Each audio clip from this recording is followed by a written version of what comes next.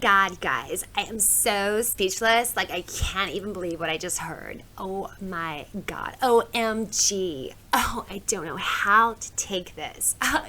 Maybe you could help me. Yeah, I was just in a Telegram group with my friends, and one of them just inadvertently came out as a lefty. I don't know what to do about it. So we're cool. My friends are cool. We agree on everything politically, really. I mean, variations here and there, but we got the same general idea and everything, which kind of makes for some good discussion sometimes. It is kind of boring sometimes. But today, surprise, surprise, the one issue where Australia seems to think they know everything and their shit don't stink is the concept of guns and firearms available to regular people. My opinion on this, thank you, Lord, that 2A exists in the USA. And I was watching a video the other day and it was discussing the Constitution and everything because I'm kind of a nerd like that. I also watched a thing on the Magna Carta that's available. I think a uni in England is putting it on and in hourly sessions just to discuss it and everything. So nothing you didn't already sort of know, but it's nice to brush up and just have a listen. So anyway, I was watching something about the Constitution and I found it very interesting, and I want to reiterate that yes, the Constitution tells them what they can and can't do and their rights come from that, but the people that wrote that recognized that the rights came from God. Before man, before a piece of paper. And if you don't believe in God, what I mean to say is your rights, you're born with those rights. It comes from nowhere. It comes from everywhere. You are born with the right to bear arms. Me? I was born with that right, but then they took it away when I was very, very, very young. And I can remember when I think back, and I think about the news reports, and even on YouTube you can Google it and whatever, men giving back their guns and putting them in a pile to be burned after the Port Arthur questionable incident. And some of the quotes and stuff from these men that were interviewed around that period of time was like, oh yeah, we've got to give our guns back. It's the right thing to do. It's, kind of the greater good argument. And to me, that is like cutting off your penis because someone got assaulted around the corner from you. I think it's the worst idea. I wish they hadn't have done that. And the jerk-offs that put this stuff in place, they are not going to be alive to see what they have caused, because it is not going to be like this forever. I think it's ridiculous that now only the criminals have guns, and trust me, they do, because I was held up at gunpoint about 3-ish years ago. So yeah, the only people that have them are the criminals, and the rest of us have to just dial 000 and pray that they get there in time. Yes, it is documented by police. Yes, they did come. I'm not going to go too into it because that just freaked me out then, just thinking about it. Generally what happened is I was held up at gunpoint. I, with very much difficulty and under duress, was able to reach with my non-dominant hand to get my phone, and it was just out of their line of vision. They couldn't see that low, and obviously had to just guess, because I didn't ring the police because I didn't want them to hang up on me because I couldn't bring the phone up to my ear. So I actually dialed the last number in my phone and I dialed that person and I just let it run. And thank goodness they were smart enough to hear male voices and threats and everything, and to hear cars and noises and whatever, and they are the ones that called the police for me. Yes, the police did come. They came in 2, I think, marked cars and then 3 unmarked cars, and it was quicker than I thought it would be, but it was long as. And when you're in that situation, I'm going to take a quote from one of my books, 1 second stretches into eternity, and I don't know if I would have used a gun or whatever, but the fact is, if I had one and I had it there, it might have been a deterrent to what they were trying to do. There were 3 of them, so there was no way I was talking to someone and getting everyone to agree. There was no way of sneaking off in a different area. There was, all eyes were on me. There were 3 of them. So maybe being armed or something might have had a different outcome, or I would be relying on me instead of me have to rely on the state. And when they got there, they were really laid back about it. I'm sitting there trying to be cool, but I ended up finding out that the guy nearest me that was saying, hey, come here, no, move closer, I won't hurt you, when I moved my car, had a karambit knife, like the curved ones where you put your finger in the holes and you can slash people because it's a curve. Well, he had kicked that underneath my car so that it wouldn't get seen. So I don't know, look, if I would have used a firearm or anything like that, but it is certainly a situation where maybe that would have equalized the situation enough for me to get away or them to stop what they were doing. Maybe. Who knows? So, my friend's opinion. Rather than get like super angry about it, I was kind of like, well, it's actually quite a beautiful thing that someone has that opinion that doesn't know and thankfully will never know. That little, feeling in your guts, the sinking feeling, that the stabbing in your guts of just, I don't know what to do here. I'm completely out of my depth and I've got no control over this situation at all and these people can do anything to me. And I was thinking, how lucky is this guy that he holds this opinion? Yes, he's from South Africa, but he came here from there when he was very, very young and he's of white skin. So I don't know if that makes a difference. I'm sure his parents have seen a lot more than he has. So obviously I'm referring to having a firearm and having one in my possession as a tool of self-defense, but you don't need to have a reason. However, here is another one. There is notion that you should have equal amounts of capability to self-defend you and your family against a tyrannical government. And you get these lefties on the side and everything. That was muskets and stuff back in the day. It might have been, but that was their version of the best thing ever at that period of time. And so to equalize that with what the government has access to, or your overlords, your rulers have access to, that's the point. So technically one could argue that civilians are allowed to have tanks, which would be awesome. Oh, and for the willingly offended / argumentative / idiotic people out there, it's clearly a joke. But it is a decent point. History always repeats in variations, but it repeats. So the little angry German man, that really was not a long time ago. People just sat by and watched it occur as one of the most recent examples of atrocities committed by a government that was just unstoppable. But on that note, you only have to look at the whole corona escapade. So I'm not saying that, people should have used weapons or anything like that, but what were you going to do? If that had gone any further, what were you going to do? As in, your overlords told you couldn't work without taking an experimental concoction. You couldn't go out and have fun with your friends. You couldn't go to restaurants. They essentially took away your life. And my asshole government's out here bragging, under the Emergency Power Act, we can forcibly hold you down and force you to take certain medication. And say, Australia versus USA.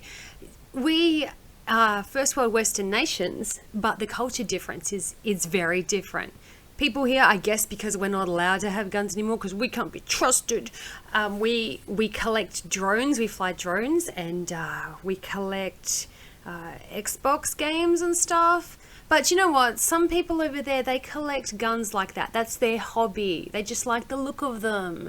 Or they like to go shooting with their friends because who cares? You guys go down south to go surfing and stuff. It's the same kinds of things. It's that kind of vibe. Some people that I speak to, that I know, that live there, are people that do competitions and want to do it as a challenge. And these dumb shit Aussies are like, America, guns.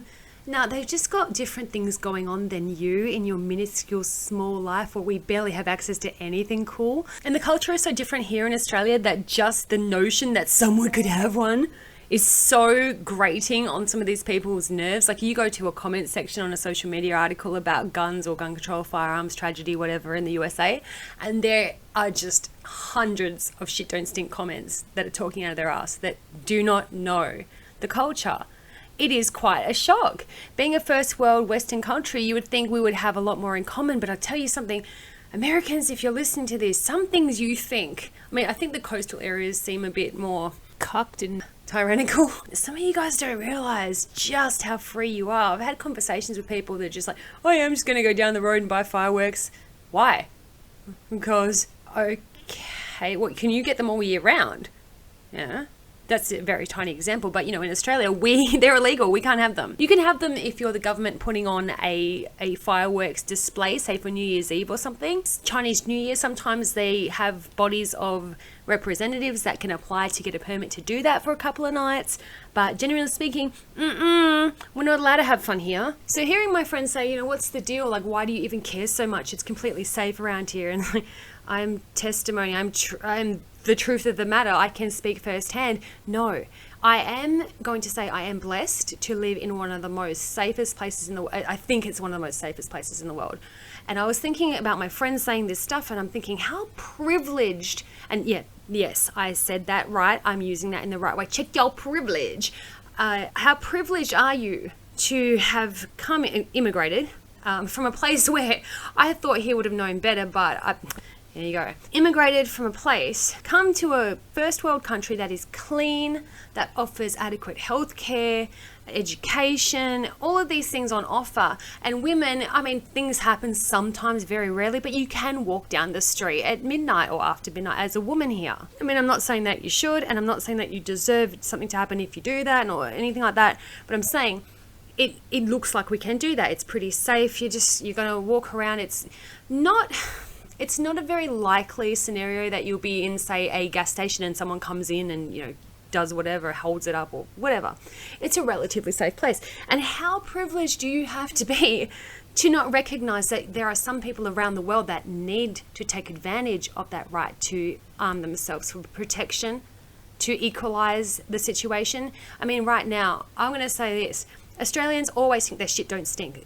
Gun control and the gun debate is the only thing this country can spruik to the rest of the world where they feel like they're at the top level and they can talk down to people, and that's why they do it. And let me tell you this, it is all bullshit. If you go back and you see, I think my Stand Your Ground episode, and there's one about gun control, I think it's text to speech, it's quite old, it's from a blog post, but we are only getting away with not being armed because our population it's 26 million people in the entire country. 26 million in the entire country. And they're all around the coast, really. And so when people say there's a low crime rate, there's a low crime rate because there's low people rate. And you know the stats, what is it? Sort of 1% of people are serial killers or something like that. It's something really small. Well, you imagine that. That's a lot of freaking people when you've got 360 million people, say, in America.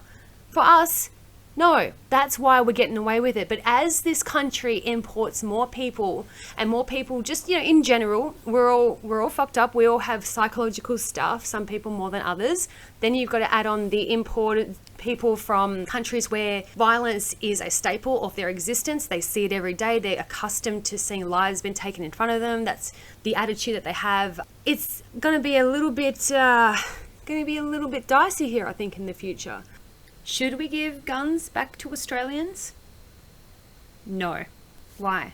Well, because of the myth behind it, because of the perception of what having a firearm means in this country. All we see are movies and all we see are documentaries of gangland this and gangland that. To hand these back will make them more accessible to the general population. Now that we've been goaded psychologically into having a belief about them, I think that they will get the outcome that they try to perpetuate that we were having or that we will have.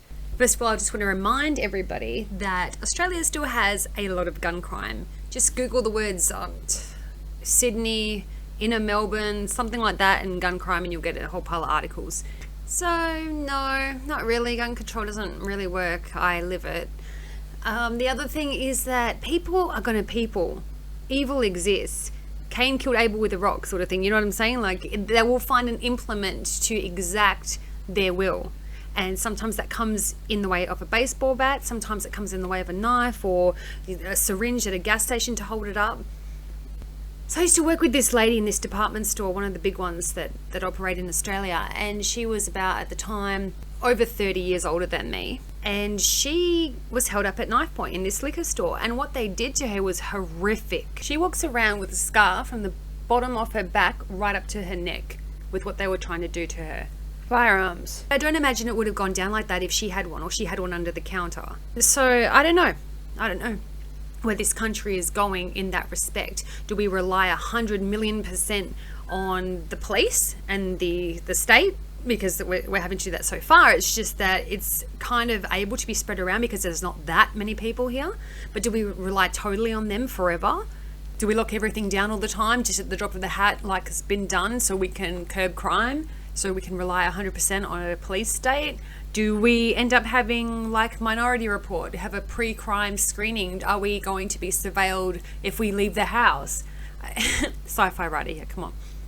No one seems to have an actual, real, executable solution to these issues and these questions.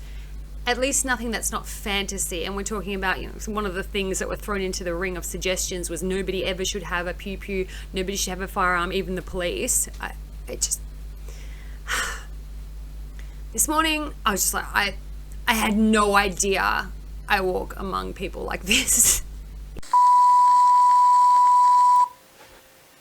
Don't want to be one of those people that's asking you to sub and like, but if you feel like commenting or liking, that would help me out. It'll give me the power to do more of these episodes.